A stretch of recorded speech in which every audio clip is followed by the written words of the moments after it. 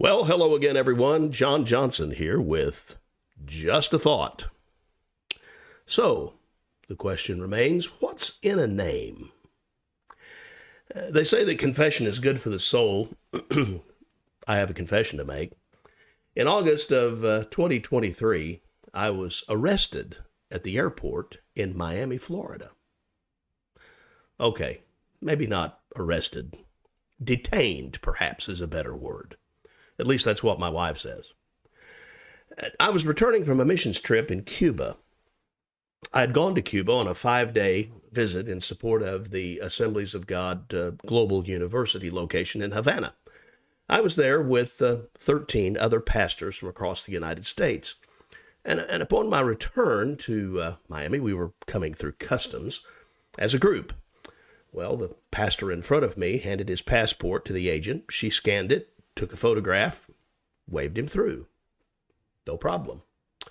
Next up, I dutifully handed my passport to the agent who scanned it, but then began a series of mouse clicks on her computer. She frowned a bit, paused, and then asked me a very probing question.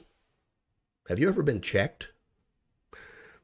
Had no idea what she was talking about. I replied no, and she said, well, you're going to be checked today. And with that, she slapped a sticker on my passport, the color of something that one might wear out into the woods to deer hunt. It was a very obnoxious bright orange. Well, at that point, a burly young federal police officer, armed to the teeth and wearing body armor, walks up, takes me by the arm, and escorts me to a nearby room where there were about 100 people waiting. And, well, not to be unkind, but they all looked to me as though they were foreign nationals. I protested, of course, that I had a connecting flight. The officer said, well, you're an American. You'll be pushed to the head of the line.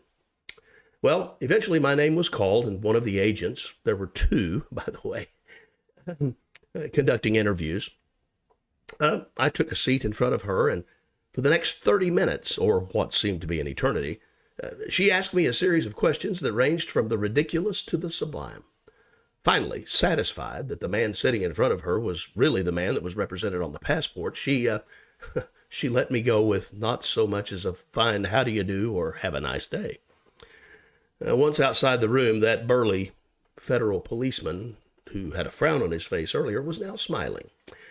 He greeted me with a much more relaxed demeanor, and he apologized for the delay in my travels, but explained that my exact name, John Barry Johnson, including that middle name, was on the international watch list.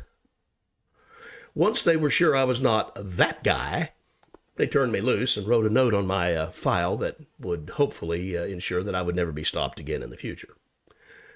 By the way, I never did learn whether the person that they wanted was a human trafficker, a drug lord, or an international underworld spy. Secretly, I was hoping for underworld spy, of course. So what's in a name? A name identifies us and in most cases distinguishes us from other people. That is, unless, of course, you're stuck with the name John Johnson, which sounds rather anonymous. Of which, by the way, there seem to be way too many of us in the world, and inevitably some of those are of nefarious character. You know, God, our God, has many names. But in all of his names, we find descriptions of his power, his authority, his character, his nature, his dominion.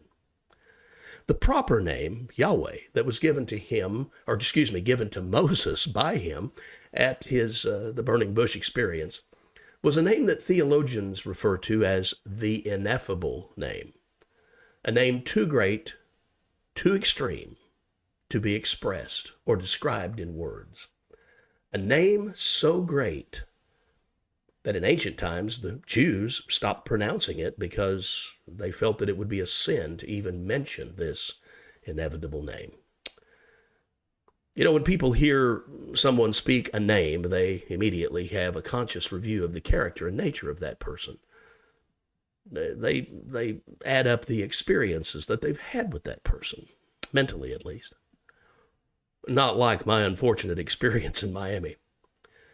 The question this week in the sermon on Sunday will be, what do you think of when you hear his name, the ineffable name of God? John Johnson here, and for January 16th, 2025, that's just a thought.